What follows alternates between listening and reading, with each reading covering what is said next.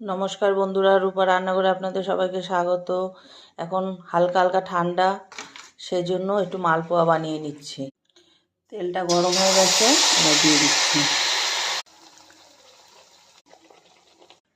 নমস্কার বন্ধুরা, রূপা রান্নাঘরে আপনাদের সবাইকে স্বাগত। আজকে একটু মালপোয়া বানাবো।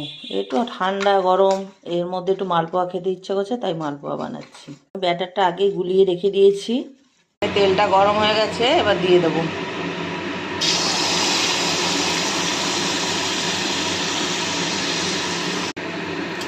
দেখুন মালপোয়াটা কি সুন্দর ফুলেছে।